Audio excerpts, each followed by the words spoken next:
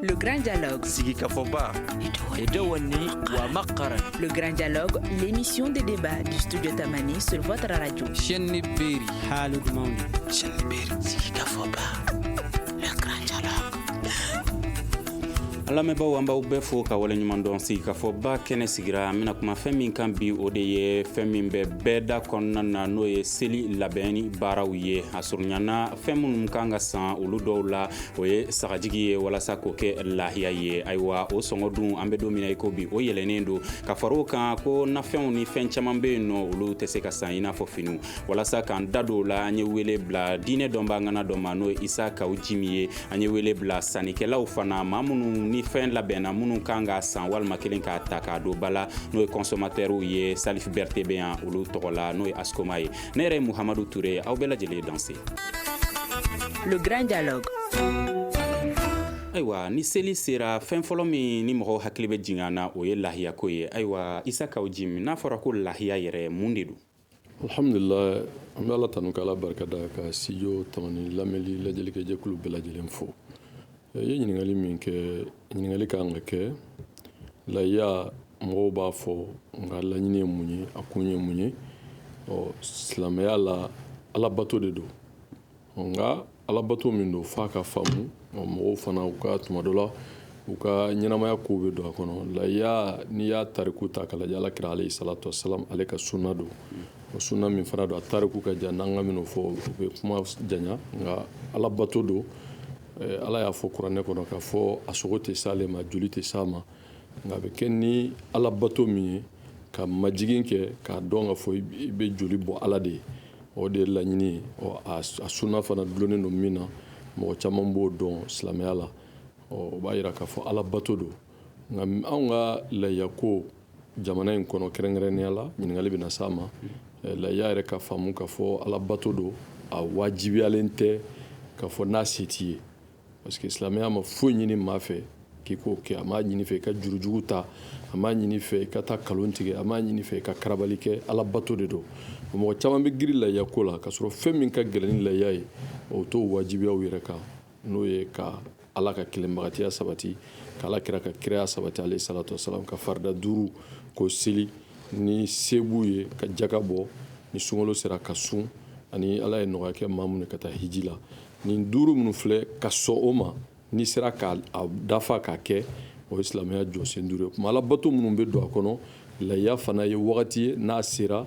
seliba kalo tile 10 a bɛ kantigɛ ni laɲini min ye o de Alakira ka sunna ye sallallahu alaihi wasallam a y'a fɔ fana k'a fɔ ale delila ka lahiya 2 faga k'a fɔ kelen y'a n'a ka denbaya ta ye kelen y'a n'a mantonw ta ye ni maa min m'a sɔrɔ i kana jurujugu ta i kana kalonjugu tigɛ i kana i yɛrɛ karaba o y'a dɔ ye nka tuma dɔ la mɔgɔw bɛ saga ye saga dɔrɔn tɛ n'i ma saga sɔrɔ o nɔlabilaw bɛ yen mɔgɔ 7 bɛ se ka jɛ misi la ɲaamɛ b'o cogo la ninnu bɛɛ lajɛlen bɛ se ka faga a n'a surutu don a sarituw don o bɛ se ka walawala bɛ se ka k'o la mais lahiya ye alabato de ye nka anw baara jamana in kɔnɔ laada don mɔgɔw b'a ye n'u ma lahiya sɔrɔ a bɛ kɛ maloya ye karisa ka lahiya ma sɔrɔ denmisɛnninw yɛrɛ bɛ bɔ a ɲininka an da bɛ so ma dɔɔni n'Ala sɔnna n'i y'a ta k'a lajɛ an bɛ don min na i ko bi a bɛ i n'a fɔ san o san dɔ de bɛ ka fara saga n'o o de yelen don kosɛbɛ mɔgɔw fɛ k'a fɔ ko lahiya ko la o da bɛ ka yɛlɛn ka taa fɛ e yɛrɛ bolo sababuya bɔra mun de la Salif Berete yani n ka kuma daminɛ n bɛ foli bila ka taa an lamɛnbagaw bɛɛ ma ni su ye Tamani mɔgɔw bɛɛ i ka ɲininkali kɔni a sɔngɔ bɛ yɛlɛ a bɛ comme tɔw b'a fɔ cogoya min na c'est la loi de l'offre et de la demande waati min tuma mana se ni ɲinibaw ka ca fɛn sango ma donc o la jagoya o bɛ fɛn yɛlɛ a bɛ sɔrɔ fɛn de fɛ voilà donc a bɛ se ka expliquer n'o ye parce que bon an fana y'a jateminɛ k'a kɛ waati o waati n'a sera an ka jamana in kɔnɔ min ye sunkalo ye seliba u ka seli o seli mana se a bɛ kɛ comme feerekɛlaw bɛ dɔ fara fɛn bɛɛ sɔngɔ kan yayi an y'a jateminɛ fɛn de don sa a bɛ kɛ mɔgɔw b'a kɛ de y'a mɛn parce que ni mɔgɔw bɛ ka demande ka bon waati min na o waati dɔ bɛ surenchère kɛ mais est-ce que o ye ko bɛn ta ye est-ce que ko bɛn ta don mais ko bɛn ta tɛ ko bɛn ta tɛ a man ka kɛ normalement prix kan ka bila a bɛ kɔrɔlen cogoya min na kan ka kɛ t'o cogo la mais il faut pas k'i ka to période dɔ ka se waati dɔ kuma ka se i k'a fɔ i bɛ dɔ fara kan ka se mɔgɔ tɛ se min kɔrɔ n'an ka saga ninnu ta sisan lahiya waati kɔnɔ fɛn min ye Ala ɲini kalo ye Alabato kalo ye n'a fɔra ka taa fɛn ta k'a sɔngɔ da kan min silamɛw tɛ se a kɔrɔ fɛn dɔ a man ɲi mais bon jinatigɛ la bon mɔgɔw kɛmɛ ka fɛn yiri yɛrɛ bila fɛn bɛɛ ɲasa kɛ adamaden nata bonyana bi sɔn fɛn bɛɛ masa kɛ donc bɛɛ ko n ka wari sɔrɔ teliya la donc o de bɛna n'a ye. Saka Jim, est-ce que silamɛya kumana o kan min ye lahiya feere in ye ka sɔngɔ yɛlɛn fo k'a dama tɛmɛ ni fantan dɔw yɛrɛ tɛ se k'a sɔrɔ u yɛrɛ ye? Ala k'an bɛ sababa ma silamɛya ma lahiya feere t'a tɔgɔ ma nka a ye jago ni sanni feere t'a tɔgɔ ma sanni feere la ala kira ye duwawu kɛ maaw ye alayhi salatu wasalam maa minnu jagokɛlaw minnu bɛ siran ala ɲɛ k'a fɔ u bɛ don alijinɛ kɔnɔ bon jago ye fɛn ye ala ye barika dɔ la kiraw ye jago kɛ ala kira yɛrɛ ye jago kɛ alayhi salatu wasalam n'i ye jago kɛ ka fɛn ɲini ka fɛn sɔrɔ halala la o ye hɛrɛ ye nka o sen fɛ i ka kɛ maa ye maa min ni i ka limaniya b'a to bɛ hinɛ adamadenw na tɔnɔ ɲinini ka ɲi nka tɔnɔ damatɛmɛ min ka profiter situation na ka kow gɛlɛya min bɛ tɔɔrɔ se mɔgɔw ma silamɛya y'an balo o la lahala wɛrɛw fana b'a la o ye peut-être que o tɛ théologie domaine ye mais en tant que citoyen peut-être que n bɛ se k'o yɔrɔnin fɔ i b'a ye k'a fɔ an ka jamana kɔnɔ ko dɔw bɛ yen ale yamaruyalen don la ka tɛmɛ ne kan o ye k'a fɔ anw ka faamaw tɛ jɔ u jɔyɔrɔ la pour protéger le pouvoir d'achat des citoyens parce que an b'a dɔn seli minnu bɛ nalen jamanadenw ka koba don mɔgɔw bɛ itaji ka taa ma donc gouvernement kan ka politique de kɛ politique min b'a to bagan min yɛrɛ n'o bɛ feere o wagatiw la k'a lajɛ u bɛ se ka inflier prix kan cogo min na n'o ye ka se ka caman san hali n'u ma tɔnɔ ɲini ka prix dɔw k'a la o prix bɛ kɛ sababu ye hali minnu b'a fɛ ka spéculation kɛ a bɛ gɛlɛya ne hakili la minnu bɛ o baara la olu de kan k'o kuma walawala kosɛbɛ o kan ka fɔ o la ka d'a kan an ka jamana in kɔnɔ o baara in fana ma se ka se kunna wagati dɔ la tun bɛ kɛ mais n y'a ye nin wagati labanw na a flottera kosɛbɛ olu fana bɛ se ka kɛ sababu ye ka dɔ bɔ bagan gɛlɛyali la ani fana ka bagan to u ka cɛ ka taa jamana wɛrɛw la ka sɔrɔ u ma lahala kɛ min b'a to jamanadenw yɛrɛ ma se ka nimisi wasa sɔrɔ a la k'a fɔ dɔrɔn ka biri l'offre et la demande kɔfɛ ne bolo jamana man ka sɔn o ma parce que ni fɛn min kɛra jamanaden bɛɛ ka ko ye o kan ka kɛ intérêt général de kan ka lajɛ o la kosɛbɛ jago kɔni fan fɛ silamɛya ye nɔgɔya ɲini a y'a ɲini fana ka kɛ ni ala ɲɛsira ye nka an bɛ diɲɛ min kɔnɔ bi karamɔgɔkɛ y'a fɔ hali ni a ma fɔ ni wajuli sira ye adamadenw ka ɲɛnamaya nata fanga bɛ ɲini ka bonya ka tɛmɛ u ka baara minnu n'o bɛ kɛ ala bato ye k'a fɔ n ye silamɛ ye n ye jamanaden n bɛ fɛn min kɛ n bɛ fɛn ɲini tiɲɛ don nka n ka hakili to adamadenw fana mago min b'a la nka n'i ye min ɲininka chaîne na depuis a daminɛ yɔrɔ minnu b'a lamɔ minnu bɛ na n'a ye minnu b'a transporter bɛɛ bɛ kuma dɔ fɔ min b'a fɔ k'a fɔ k'ale nɔ tɛ kuma n'ale nɔ tɛ jɔn nɔ don ne kɔni hakili la fanga de nɔ don parce que fanga kan ka jɔ a jɔyɔrɔ la ka se ka politikiw kɛ min n'a bɛ hali wariba bɔ ka fɛnw sigi fɛn min b'a to ni nin wagatiw surunyana bagan caman ka bila prix minnu n'a y'a sɔrɔ tɔnɔ tɛ d'a kan juste que a mago bɛ baarakɛminɛn minnu na pour que minnu bɛ spéculation kɛ u kana mɔgɔw degun kosɛbɛ fanga bɛ se k'o kɛ olu tɛ ko ye min ni o yitajalen don moyen b'a la parce que fɛn feereta de don ne bolo fanga fana kan ka jɔ a jɔyɔrɔ la nin ko in na. se fanga de nɔ ye nin ko in fana ye sa nɔba tɛ nin ko la. sabu y'a fɔ yɔrɔ min na bɔn fanga bɛ jɔyɔrɔ fana b'a kɔnɔ an tɛ se ka pan kunna o parce que ni ko bɛ jamana kɔnɔ fanga de kan k'i jɔ a jɔyɔrɔ la k'a lakile ni fanga ma se k'o kɛ kɔni an b'a k'a fɔ jalaki ta ka bin a kan yɔrɔ la parce que waati o waati san o san u b'a fɔ opération tabasigi a bɛ kɛ y'a ye o bɛɛ kun ye pour que ka se ka sɔngɔ ɲɔngiri ni yɛrɛ hakili b'a la tuma caman min na an bɛ débat kɛ en studio tabani a problème nin kan mais jusqu'à présent parce que waati kɔnɔ an y'a f'u ɲɛna déjà a ye na évaluation kɛ fɛnkɛ kan parce que san o san a b'a kɛ mais ni dɔ tɛ kan ka fara gɛlɛya kan dɔ tɛ kan ka bɔ a la a k'a lajɛ mun de b'a kɛ ten na pour que a ka se ka di mɔgɔw ma nɔgɔya la parce que waati u bɛ saga di prix dɔ la bon peut-être t'a dɔn hakili t'a prix ninnu na peut-être a bɛ taa 5000 ka jigin fo ka na fɛnkɛ la mais ni o prix ta 5000 maliyɛn moyen jumɛn bɛ se k'a fɔ i b'o bɔ i ka sara la ka tila k'a fɔ i bɛ balo o kɔnɔ i b'a dɔn a ma nɔgɔn y'a ye parce que o bɛɛ tun ye hakililajigin n'a kun u kun évaluation kɛ k'a lajɛ k'a fɔ saga tun kan ka se ka di mɔgɔw ma prix la min bɛ o duguma y'a mɛn o bɛɛ bɛ sɔrɔ production de bolo o bɛɛ bɛ sɔrɔ production de bolo parce que gouvernement parce que ni programme sera parce que an y'a fɔ yan waati kɔnɔ u kan ka hakili jagabɔ de kɛ ka laɲini kɛ k'a lajɛ bagan bɛ se ka bɔ cogo jumɛn ka di citoyen ma nɔgɔya la o gouvernement ka rôle de donc kan ka kɛ n'a ma kɛ kɔni quand même an t'a dɔn parce que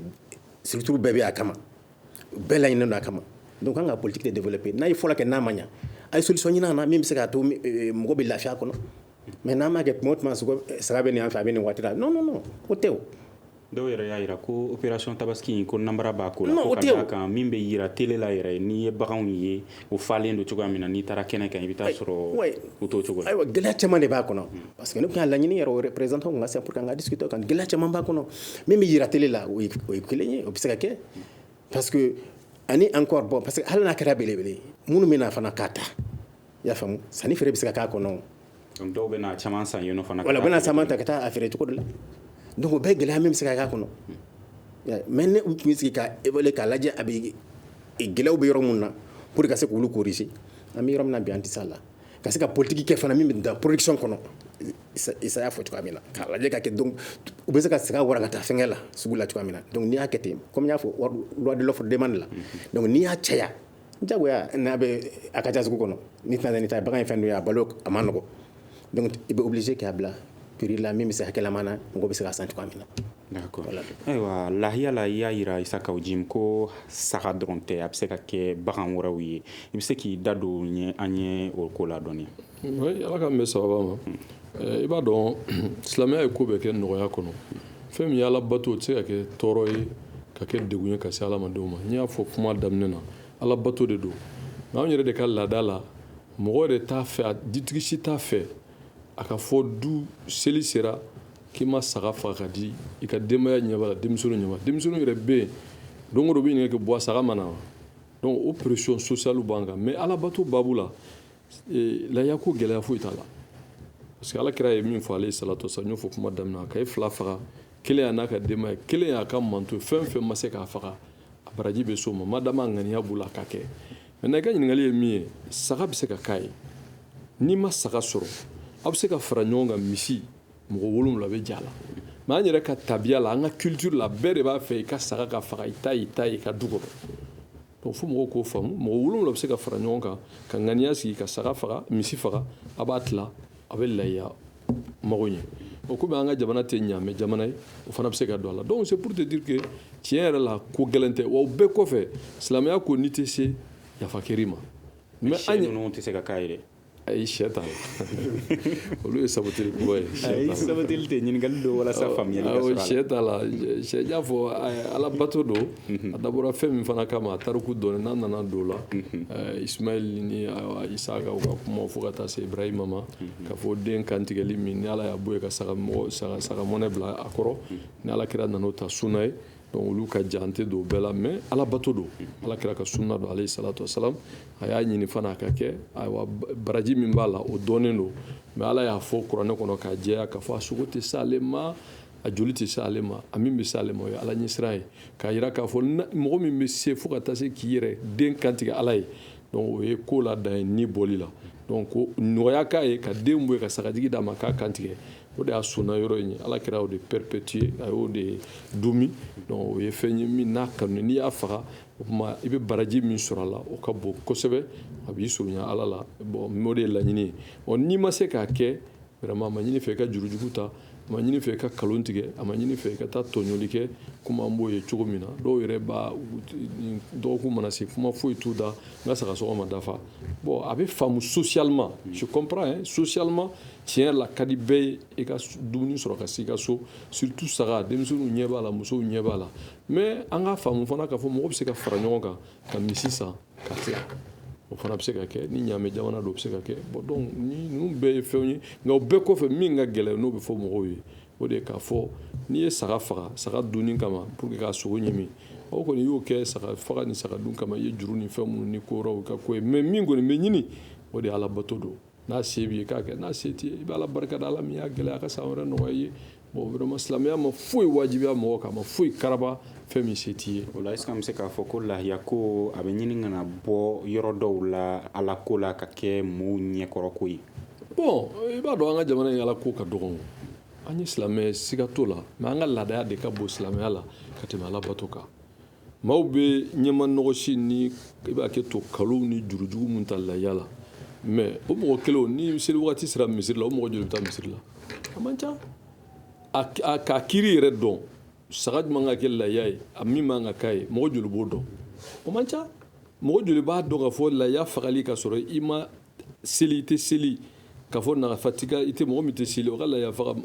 nafa b'o la parce que silamɛya la i tɛ seli i tɛ silamɛ o hali n'i tɔgɔ muhamadu i tɔgɔ abdulayi i tɔgɔ isa mɛ n'i tɛ seli i tɛ silamɛ bon donc ninnu bɛɛ an ka laada de ka bon mɔgɔw bɛ saga faga u bɛ su bɛɛ kɛ ko wɛrɛw la dugu mana jɛ u bɛ saga faga laada don a ka f'u ka saga u ka fini ɲuman don k'u ka sogo ɲimi ko min ka di u bɛ tɛmɛ an ka gintanw i b'a ye a kuma ma bɔ kan selidonw fɛ denmisɛnninw bɛ lafili cogo min na u bɛ taa ko kuntan minnu na u bɛ si ko kuntan minnu na mɛ mɔgɔ min ta ye ala bato o tɛ se k'o kɛ donc saga ko in tɛ ala ko ye a fanba saga ko in ye laada ko de ye mɔgɔw ye silamɛ wolola ka sɔrɔ saga ni ye silamɛ dutigi kan ka saga faga bon sogo min bɛ ɲimi o de mɔgɔw ɲɛ b'o de la ani selimafini minnu bɛ sɔrɔ fɛti min b'a la mɛ ala bato yɔrɔ mɔgɔ caman t'o nafa dɔn parce que o ye nin t'an ka ɲininkali ye ala kira ko salala sa ko dugukolo don tɛ yen ni tile tan fɔlɔ min n'an b'a la seliba kalo ka daminɛ bi ka taa se seliba don ma don tɛ yen min ka tile bɛ bɔ ka taa bi ko don min ka fisa ni nin tile ta ye ala bato la a tɛ yen mais min ka na ni bɛ se ka su i ka sun min bɛ se ka sarakati bɔ min bɛ ɲini ka kɛ fantan na min bɛ se ka taa banabagatɔw voir min bɛ se ka kuranɛ kalan min bɛ se ka ala kosuma mais mɔgɔw t'o ɲini k'o dɔn o t'u ka ko ye donc an bɛ silamɛ jamana na an ye silamɛ mais tiɲɛ yɛrɛ la an ka silamɛya tɔba b'a jɛ ka d'a kan mɔgɔ min bɛ silamɛya dɔn o man ca o dɔnni fana kɔfɛ min b'a matarafa o fana man ca mais sagako in kɔni an kɔni b'a ye k'a fɔ ala bato don ala ma doni da maa si kun a ma maa si karaba nka o t'a bali jamana ka a kɛra jamana tabiya ye j'insiste là-dessus gouvernement kan k'i jɔ a jɔyɔrɔ la pour que au moins mɔgɔw ka saga sɔrɔ hali n'u tɛ se ka saga sɔrɔ a prix la prix min qui est abordable fɛn ka fɔ ma moratoire sugu dɔ sɛbɛn comment dire ça ka se k'a di mɔgɔw ma hali n'u b'a sara kalo fila kalo saba mɔgɔ minnu ni ressources b'u la n'i k'u ka sara kalo kelen a bɛ gɛlɛya u ma mais n'i y'a kɛ échéancier ye u bɛ se ka sara gouvernement a plusieurs manières a bɛ se ka hali banque ou bien c'est pas opérateur économique dɔw wele u ka se ka tɔrɔ dɔw jɔ u ye u ka se ka bagan di mɔgɔw ma vraiment ka na spéculation ka nɔgɔya tiɲɛ yɛrɛ la. tɔntini sira ninnu i n'a fɔ tɔntini siraw an b'a ye sunkalo mana surunya dɔw bɛ to ka kɔmɔ wari. n t'a fɔ tɔntini moi je préfère l'état l'état est plus voilà plus fiable. État bɛ se ka ka opérateur wele dans le domaine k'a fɔ bon maintenant dans 3 mois saga parce que fɛn dɔ bɛ ne tout à fait ko fɔ je suis pas très compétent dans ça an ka élevage la i tɛ se ka statistique yɛrɛ kɛ bovin capre min bɛ sɔrɔ san kɔnɔ joli bɛ sɔrɔ joli bɛ balo jamana ka besoin joli parce que sinon pas une politique de planification an tɛ se k'o dɔn yɛrɛ n'i ye Mali gouvernement ɲininka bi k'a f'i ye ko saga joli bɛ balo sɔrɔ an ka jamana kɔnɔ joli bɛ kantigɛ joli bɛ bɔ walahi u tɛ se ka a d'i ma ils vont être dans des trucs évasifs parce qu'on n'a pas une politique de statistique nationale avérée o tɛ se k'o kɛ donc besoin min bɛ yen n'o dɔnna k'a fɔ anw bɛ saga même nin filière yɛrɛ la normalement a man ka kɛ gɛlɛya ye parce que nous on a toutes les conditions réunies pour que an ka se ka saga sɔrɔ maintenant la politique même à la matière pour que ka secteur nin valoriser o de ma kɛ bon n'o ma kɛ minnu b'a kɛ gouvernement ka politique tɛ k'a fɔ k'a bɛ nin ko ninnu harmoniser donc du coup mɔgɔw b'a la wagati min na o de ye karamɔgɔkɛ ye min fɔ seliba mana se ale de ye fɛn ye bɛɛ ɲɛ b'a la donc du coup mɔgɔw b'a ɲini comme ils peuvent sunkalo fana mana se sukaro ni tulu ni safinɛw ni fɛnw bɛ fɔ etc. donc c'est des trucs conjoncturels alors qu'il faut avoir une politique de planification ka se ka suivi ni évaluation ka k'a la donc n'o kɛra opérateur bɛ impliqué cogo min service technique bɛ impliqué cogo min na communication bɛ kɛ cogo min na a bɛ se ka sɔrɔ cogo min na minnu bɛ se k'a sa kalo saba kɔnɔ kalo fila minnu bɛ se k'a sara diɲɛ la ka kɛ de telle sorte que le gouvernement soit garant ka politique dɔ bila sen kan min b'a to saga tɛ se ka gɛlɛya jamanadenw parce que jamanadenw ka ko de don gouvernement fana sigi kun y'o de donc moi je porte un doigt accusateur u ka approche yɛlɛma mais min y'a diinɛ yɔrɔ ye gɛlɛya t'o la parce que n'i tɛ se a bila. nin ko in na n'i y'a ta k'a lajɛ saga in mɔgɔw ɲɛsin a ma kojugu fo k'a dama tɛmɛ est ce que a dɔnbaliya de don wa walima kelen a ja kojugu dɔrɔn de don.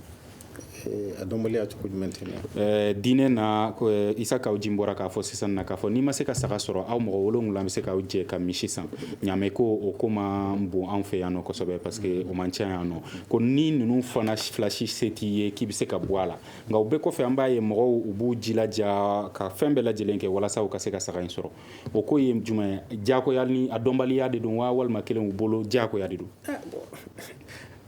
Damo ka duya fi yana te ya kuma bon c'est-à-dire caman t'a faamu a kɛra laada de a donna laada kɔnɔ a ye kuma explication bɛɛ di ma o yɔrɔ kɔnɔ parce que mɔgɔw bolo saga kan ka faga jagoya a se bɛ min a se tɛ min bɛɛ b'a ɲini jagoya pour que ka se k'a kɛ donc i bɛ don da sugu bɛɛ fɛ pour que ka se ka saga sɔrɔ ka na denbaya la i y'a faamu donc souvent a seli yɔrɔ n'a dinɛ yɔrɔ o bɛ taa yɛrɛ ka dangɛ ka bila laada kɔnɔ ya o yɔrɔ fana b'a la donc je pense ni dina ta yɔrɔ fan do je pense dina tigiw kɔni explication di mɔgɔ ma o caman kuma caman fɔ lahiya ko kan mɔgɔ kan ka faamuya k'a la ka sabali ka a ko in kɛ ni hakilisigiya kɔnɔ o la est ce que diinɛ ɲɛmɔgɔw kan ka dɔ fara u ka walew kan min ye ka se ka nin ko in ɲɛfɔ mɔgɔw ye u ka se k'a faamuya dinamɔgɔw kɔni bɛ cɛsiri la tuma o tuma bɛ u gwajuli kɛ u bɛ kuma fɔ a kan a bɛ fɔ tuma o tuma mɔgɔw bɛ fɛn bɛ fɔ mɔgɔw ye ka caya mais halisa an b'a ɲini u fɛ toujours ka dɔ fara cɛsiri kan ka to ka kunnafoni di parce que maa min bɛ kunnafoni di i man ka sɛgɛn i man ka sɛgɛn parce que a bɛ kɛ tuma o tuma ni tulo kunnanden y'a mɛn o bɛ don sira ɲuman kan kɔnɔ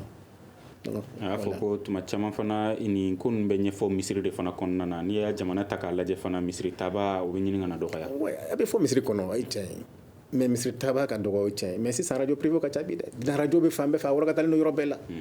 wajulikɛlaw bɛ fan bɛɛ carré kɔnɔ u bɛ fan bɛɛ fɛ u bɛ kɛ tan kuma kɔni lasela yɛrɛ kɔni an ka tiɲɛ fɔ bi dinɛ kɔni n'i bɛ fɛ k'a faamuya yɛrɛ ɲini bi kɔni a nɔgɔyara internet bɛ comment on appelle internet bɛ fɛn bɛɛ bɛ i bɛ ɲininkali fɛn fɛn ɲini dinɛ kɔnɔ n'i y'a fɛngɛ i b'a sɔrɔ radio bɛ yen don o don bɛ laseli k'a kan donc an tɛ se k'a fɔ kunnafoni ma sɔrɔ mɔgɔw fɛ halisa i y'a faamu. d'accord n'i y'a ta k'a lajɛ i ye bagan fila fɔ saga o ni ayiwa misi nka saga bɛ kɛ lahiya ye k'a to bolo jumɛn de kan ani mun de bɛ se ka saga o ni misi bɔ lahiyaya kɔnɔna na. bon n'i ka kuma faamu kosɛbɛ ka bɔ a kɔnɔ kɔrɔ ye mun ye.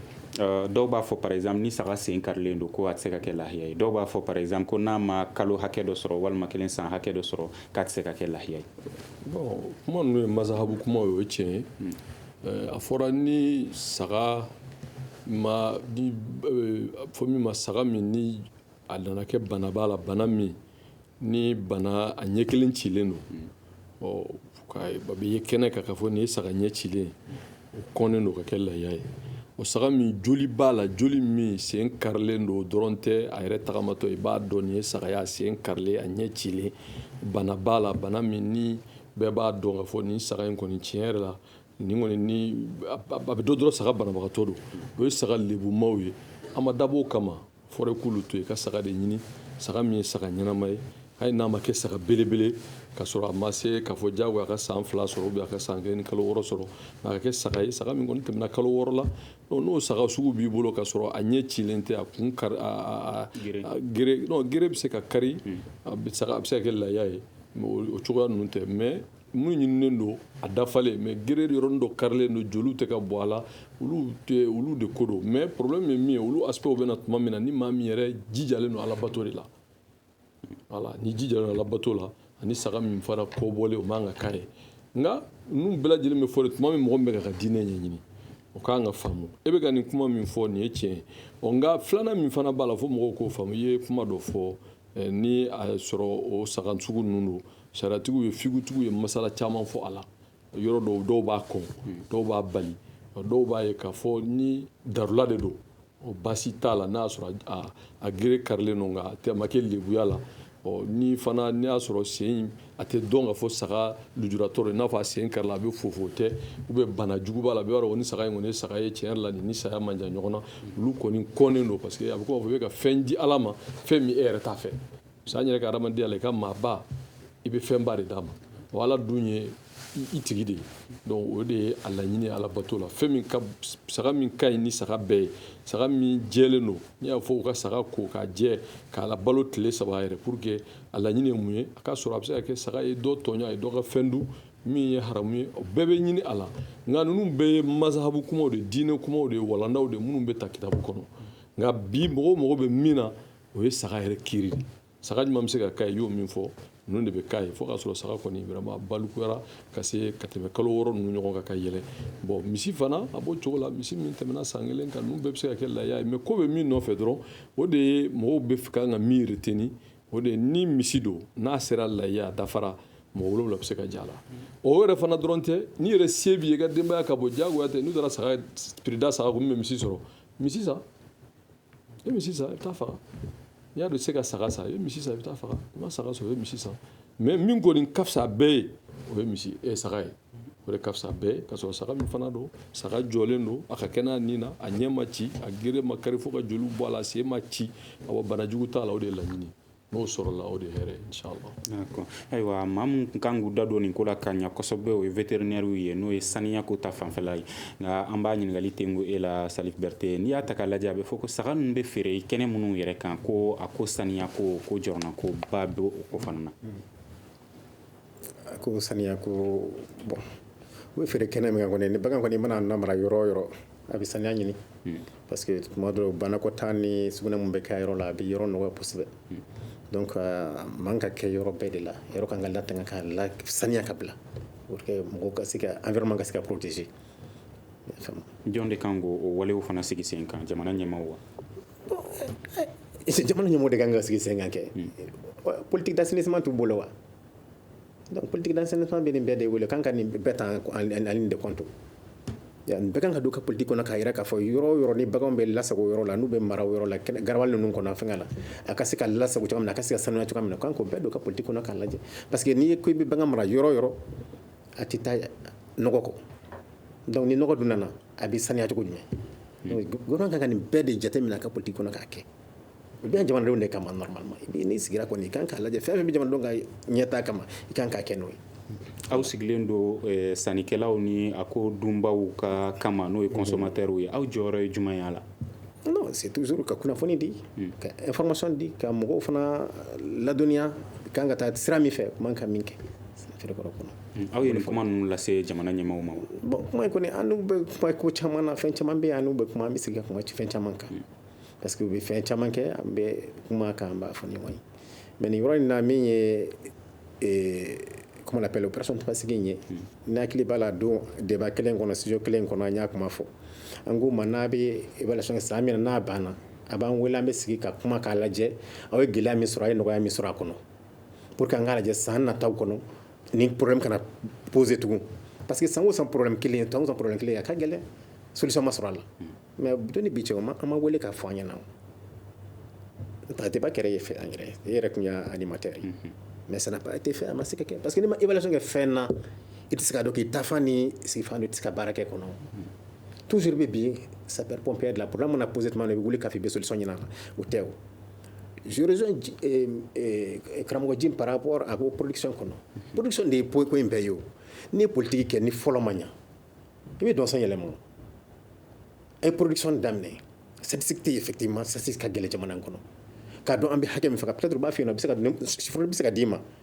est-ce que les chiffres ce sont des chiffres réels non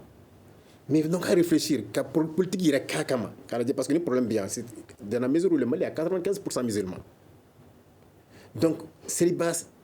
dun ye seliba de ye mɔgɔw bolo bɛɛ kan ka saga de ɲini donc an se ka kɛ Mali dun ye pays d'élevage par excellence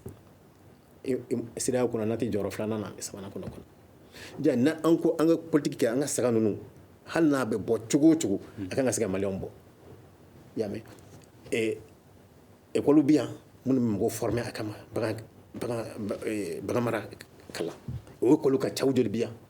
est-ce que u ye écoledenw ta k'a fɔ u ka kalan kɛ ka miiriya bɔ hakilijagabɔ kɛ k'a lajɛ est-ce que seli kɔnɔ seli mana surunya ou bien an kan ka bagan joli sɔrɔ i y'a faamu yanni seliba cɛ san joli kɔnɔ donc il faut que ka planification de kɛ pour que ka programmation kɛ k'a dɔn k'a fɔ ni san 5 in kɔnɔ an kan ka se ka nin saga hakɛ in de bila sur le marché il faut qu'on fasse une réflexion d'étude dans ce sens donc écoledenw bɛ yen université bɛ yen fɛn bɛɛ bɛ yen donc u m'o jɔ jɔyɔrɔ de la parce que n'i ye écoledenw ta ka baara kɛ ka hakilijagabɔ kɛ u bɛ se ka nin information bɛɛ d'i ma hali a ye min fɔ statistique ninnu kɔnɔ a bɛɛ bɛ se ka d'i ma kɔnɔ ayiwa Isaka Jim maa min tɛ seli yɛrɛ a tɛ sun o mana saga kantigɛ k'a kɛ lahiya ye baraji sɔrɔ cogo foyi t'o la wa fɛn min tɛ mɔgɔ min tɛ silamɛ baraji bɛ foyi wa o kɔni ye saga faga laada saga faga de ka ca an bara n y'o fɔ kuma daminɛ na silamɛya ye jɔsen 5 de ye i bɛ sɔn a 5 bɛɛ ma fɔlɔ n'a 5 bɛɛ fana charitiw dafara i b'a kɛ o kɔrɔ ye mun ye i ka sɔn fɔlɔ ka fɔ maa si tɛ yen fɔ ala bato bɛ k'ale kelen pe de wa min cira o ye ala kira alayhi salatu wasalam o de ye ashhadu an la ilaha illallah ashhadu anna muhamadu rasulullah filanan ye min ye i ka sɔn ka fɔ seli ye wajibi ye siɲɛ 5 tile kɔnɔ wa i b'a kɛ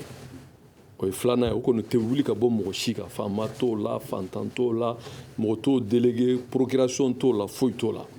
o sabanan ye min ye o dulonnen don sariti dɔw la ni nafolo b'i bolo ni san yɛlɛmana i ka jaka bɔ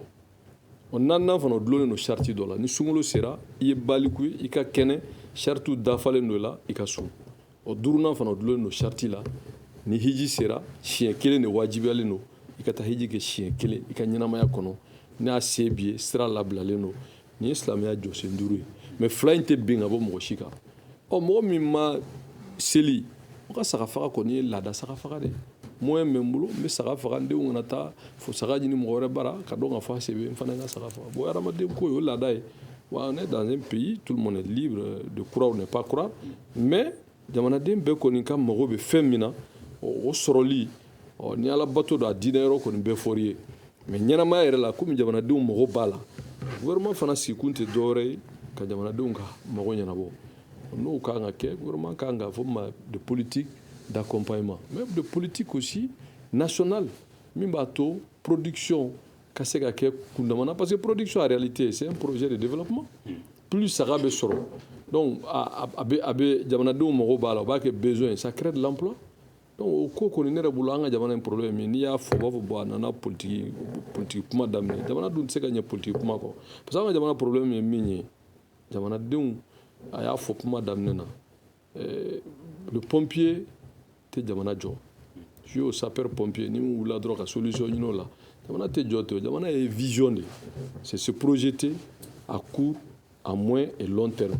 san 10 bɛ saga min faga bi san ɲinan dans 5 a bɛ caya o ye o b'a sɔrɔ mɔgɔ jamanaden cayara donc san 5 anw ka cheptel bovin bɛ cogo jumɛn na san 5 joli kan ka fara kan pour que au lieu que anw bɛ kɛ importateur an bɛna kɛ exportateur de ya mais n ko o bɛɛ bɛ dépend e yɛrɛ planification min bolo statistique min b'i bolo puisque o politique tɛ yen bon anw ka faamaw tɛ sɔn débat ma n'i ye nin sugu wele o tɛ na parce que u bɛ siran u kana taa wala fɛn dɔ fɔ fanga ma mais fɛn bɛ fɔ fanga ma kɛ ni fanga ma diya jɔyɔrɔ la fɛn bɛ fɔ a ma parce que fanga n'i ye kuma o kuma i bɛ maga an ka fanga la parce que an ka fanga tɛ baarakɛlaw tɛ olu bɛ se fɛn o fɛn na o ye dɔrɔn ka jamana privilège jamana jɔyɔrɔ jamana bonya jamana kɔrɔta o de ka d'u ye n'i ye fɛn f'u ma k'u ye opposant ye opposant ko tɛ parti lafasa ko tɛ jamana ko de don donc ni jamana bɛ yen ni min ma ɲi n'o fɔra aw kana ye dɔrɔn k'a fɔ k'o fɔra k'o man ɲi aw ma non a b'a lajɛ de min fɔra tiɲɛ don ni tiɲɛ don vous trouvez des réponses ni tiɲɛ tɛ bon jamanadenw yɛrɛ b'a dɔn non nin min fɔra nin tɛ tiɲɛ parce que n'i y'a fɔra c'est que tiɲɛ de don donc ni tiɲɛ don solution de kan ka ɲini a la moi je pense que consommateurs fana u kan ka bɔ dénonciation karamɔgɔ k'a kɛ to mais d'être actif parce que olu fana fanga ye population de tuma dɔ la population yɛrɛ fana bɛ ɲina k'a fɔ u bɛ baara min na a bɛ kɛ olu ye k'a fɔ u tɛ sara a la u b'a dabɔ fɛn min kama c'est pour que mɔgɔw dɛmɛ u ka ko in faamu o yɔrɔ in na tiɲɛ yɛrɛ la u fana ni dɛmɛ ka kan pour que u ka laɲini ka se ka faamu jamanadenw fɛ parce que défense des intérêts des consommateurs o y'an bɛɛ de ye o mais n'an bɛɛ don an bɛɛ kan k'u dɛmɛ mais tuma dɔ la olu yɛrɛ bɛ min na n'i y'a ye jamanadenw fana ɲininka u taa ɲininka ko défense des consommateurs o ko ye mun ye parce que a bɛ fɔ tubabukanw na k'o bɛ kɛ tubabukaw la bon an ka jamanadenw caman t'a faamu ne bolo bi an bɛɛ kan ka fɛɛrɛ kɛ pour que jamana in ka jɔ jamana in sɛgɛnna ɲɔgɔn jalaki la il va falloir k'an ka baara kɛ bon baara dun tɛ se ka kɛ fo minnu yɛrɛ bɛ baara kunna n'o y'a marabagaw ye f'olu ka baara sen yira parce que olu yɛrɛ tɛ hami ni baara ye olu bɛ hami ni min ye dɔrɔn awa politique kuma politique baara politique fɛɛrɛ mais o dun bɛ kɛ jamana de kama jamana minnu bɛ sɛbɛ la olu b'u ka jamanadenw ka préoccupation de kɛ priorité ne bolo bi vraiment an kan k'o dynamique de bila ko in ɲɛma. Ko association des consommateurs fana kan ka dɔ fara u jɔyɔrɔ kan walasa nin ko in ka ɲɛnabɔ. C'est toujours sɛnɛkɔrɔ wɔsi tɛ a tɛ dɔn toujours i bɛ dɔ kɛ i b'a kɛ bɛɛ bɛ dɔ kɛ ni dɔ fara jɔyɔrɔ kan an bɛ plateau min kan nin tɛ dɔ ye wa plateau sɛjɔ la bɛ passer aw fɛ yan k'a fɔ kuma bɛ fɔ la tuma bɛɛ o m'a dénoncé souvent les moyens font défaut les communications on a toujours fait passer les communications a y'a fɔ cogoya min na population yɛrɛ n'i ko i ka wuli ka don ka fɛn dɔ kɛ o bɛ ban o fana gɛlɛya an b'a sɔrɔ c'est faut le dire parce que i kan k'a dɔn i ka hakɛ ye min ye i kana to a ka to mɔgɔ la population kan ka dɔn mais souvent n'i y'u ka hakɛ f'u ɲɛna o bɛ ban ko an t'an bolofɛn bila an faga fɛn ye bɛ an ti ka ca nin ma a kana na donc souvent gɛlɛya dɔw i b'u wele k'u mobiliser ka bila fɛn fɛn la a bɛ gɛlɛya caman lase an ma o fana gɛlɛya min an b'olu rencontrer i y'a fɔ o yɛrɛ de ye baara yɛrɛ gɛlɛya souvent an bolo an b'o min sɔrɔ i bɛ wele bon a kana non an ti ka co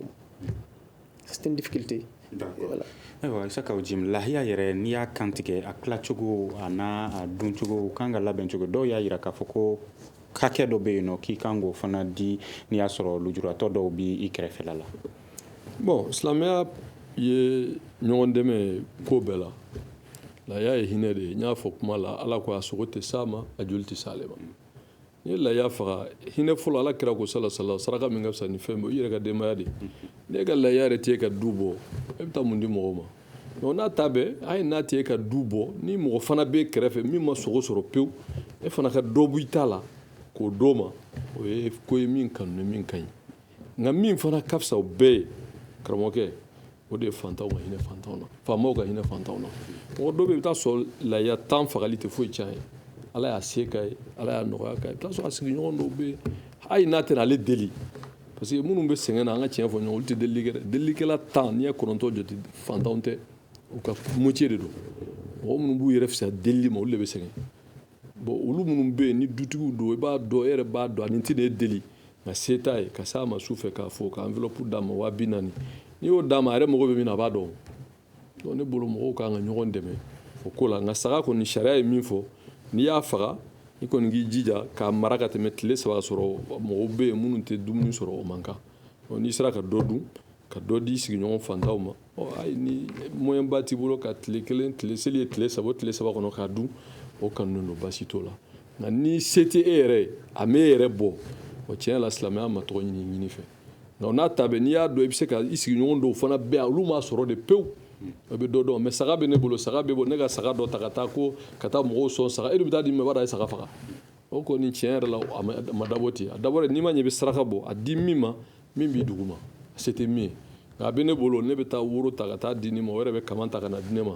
bon kɔni bon ayiwa o kɔni ne ma dalu y'o la sɛbɛn fɛnw na nka min kɔni kanu ne n'i y'a faga i ka denbaya hinɛ a la ni fantan b'i kɛrɛfɛ se tɛ min i bɛ se ka dɔ d'o ma ni yɛrɛ ko mɔgɔ tɛ yen min hitajilen don a la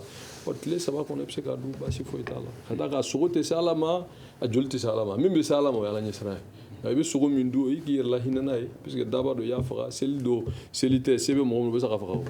tiɲɛ tɛ wa nka seli ta n'i y'a ye ko cayara parce que o dulonnen don adamadenya maloya la ka fɔ bon a ma saga faga mɔgɔ si t'a fɛ ka f'i ka du kɔnɔ donc o y'a laada yɔrɔ ye laada min fana laada jugu tɛ laada ɲuman don puisque ka saga faga o kɔni ye hɛrɛ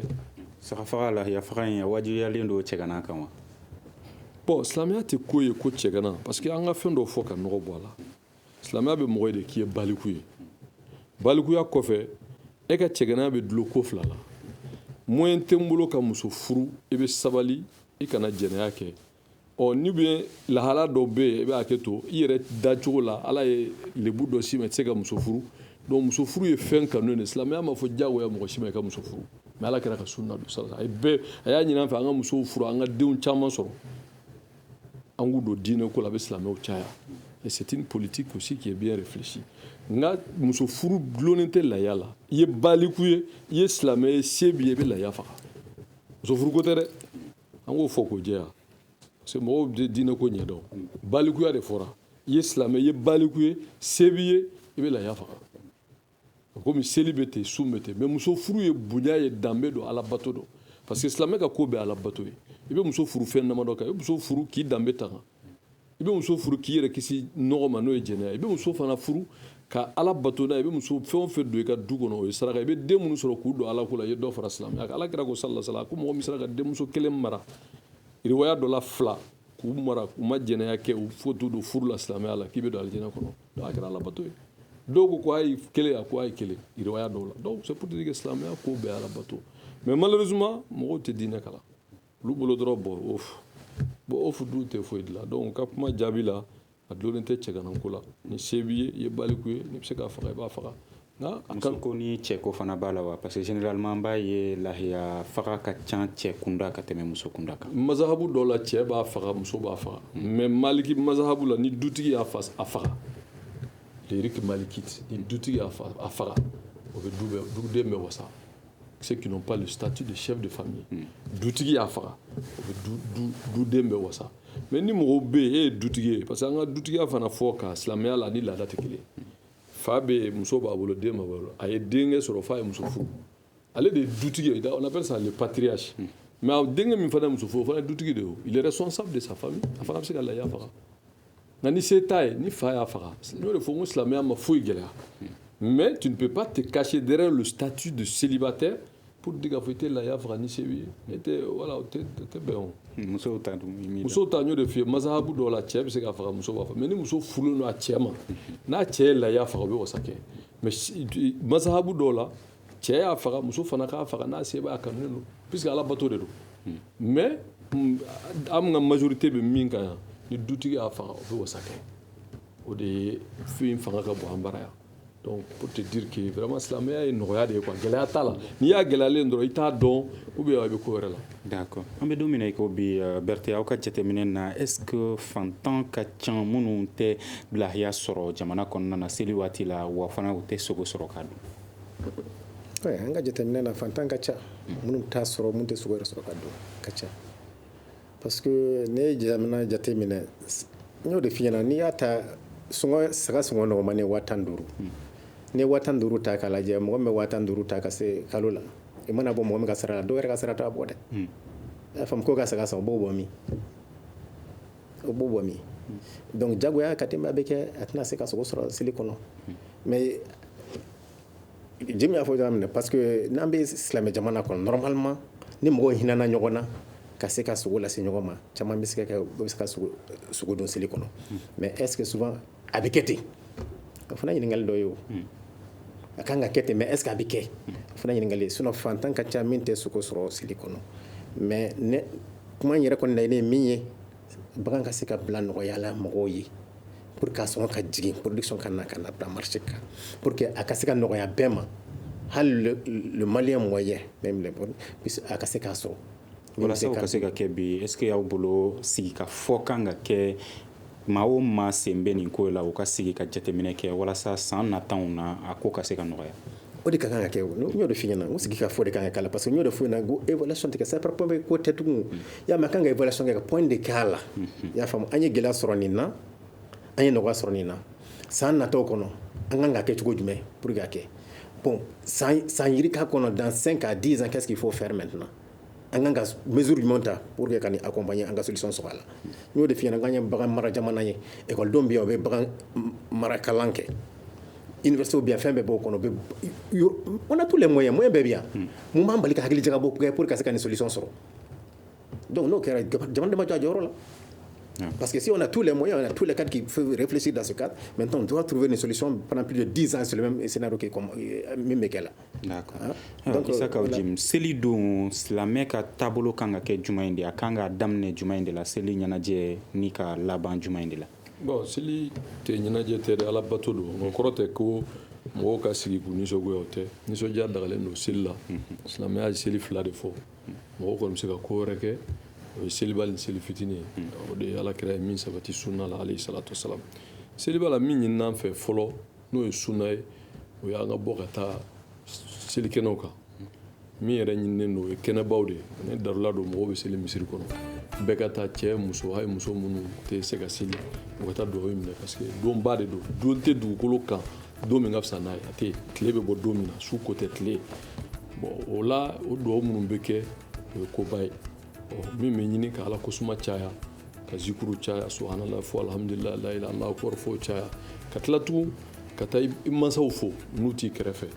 ani fana i balima sigiɲɔgɔnw ka u fo ani fana banabagatɔw ka taa b'u ye ka dugawu k'u ye k'i hakili t'o la donc olu y'a labato yɔrɔw ye vraiment o ɲininen don bɛɛ lajɛlen fɛ ka yafa ɲini ɲɔgɔn fɛ adamaden ni gasi tɛ ban o de ye silamɛya ye min ɲini an fɛ silamɛya bɛ ko ko kɛ hɛrɛ b'a la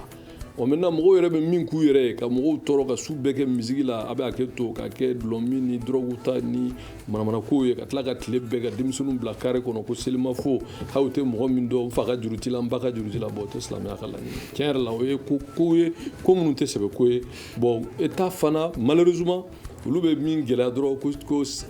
ko bon mɔgɔw ka mobili bolicogo ka fɛn o ye dɔ ye